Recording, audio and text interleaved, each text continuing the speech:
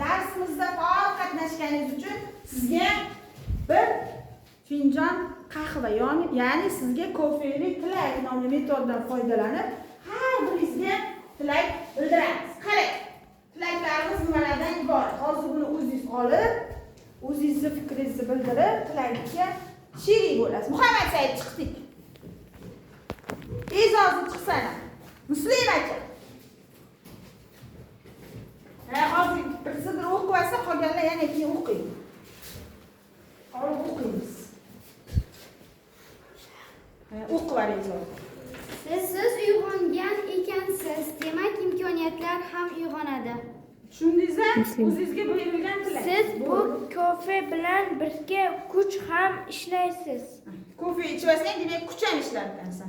Siz kuchli ekaningizni yana bir har eslatib qo'yamiz. Yana birmi? Yana bir bor eslatib. Siz kuchli ekaningizni yana bir bor eslatib qo'yamiz dedik. Yaxshi.